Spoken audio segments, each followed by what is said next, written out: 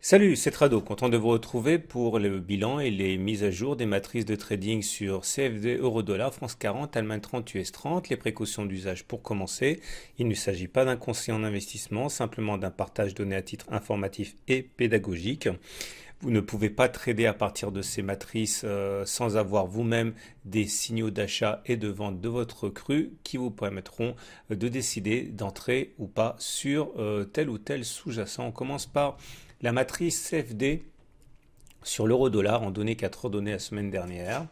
On expliquait que les 1,1177, 1,1153 seraient privilégiés par les traders qui cherchent des signaux baissiers pour engager donc une spéculation à la baisse. Au-dessus, par contre, ils chercheraient des signaux haussiers jusqu'à 1,1108, 1,1033, zone dans laquelle les traders qui ont un biais haussier eh bien, pourraient chercher des signaux haussiers. En dessous, ils chercheraient sans doute des signaux baissiers. Voilà ce qui s'est produit. On était dans l'ellipse verte. Comme vous pouvez le voir, la zone des 1,1177, 1,1153 a bien été exploitée par les traders qui avaient un biais baissier. La chute a été phénoménale, à peine ralentie par quelques sursauts haussiers.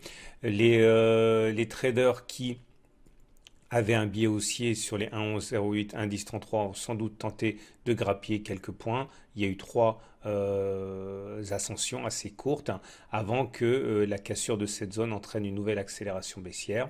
Pour la semaine prochaine, il est probable que les 1,1091, 1,1072 soient une zone qui soit privilégiée par les traders baissiers pour chercher des signaux de descente. Par contre, la prochaine zone serait en cassure des 1,0998, 1,0974 et puis encore éventuellement en cassure des 1,0897, 1,0875. Par contre, les traders qui sont haussiers chercheront sans doute des signaux d'achat sur 1,0897, 1,0875 ou alors 1,0998, 1,0974 ou alors en déplacement des 1,1091, 1,1072. Pour l'instant, la tendance est les baissières. Les cours sont en dessous d'une M20 qui descend et en dessous de la M50 qui descend. On consensus client légèrement acheteur à 57%. On passe à la matrice CFD France 40 de la semaine dernière. On expliquait que les 57,35, 56,83 devaient être une zone sans doute où les traders chercheraient des signaux haussiers. Et ils chercheraient également des signaux haussiers au-dessus de 57,83, 57,79. La tendance était haussière. Voilà ce qui s'est produit. On était dans l'ellipse verte. On a ouvert dès lundi au-dessus de cette zone des 57,83, 57,79, zone à partir de laquelle les traders haussiers s'en sont donnés à cœur joie. Pour la semaine prochaine, les 59,06, 58,90 seront sans doute mis à profit par ceux qui ont un biais baissier pour chercher des signaux baissiers et également en cas de cassure des 58,65, 58,60 ou en cassure des 57,83, 57,79. Par contre, les traders qui ont un biais haussier attendront sans doute que l'on passe au-dessus des 59,06, 58,90 ou alors que l'on revienne sur les 58,65, 58,60 ou sur les 57,83, 57,79.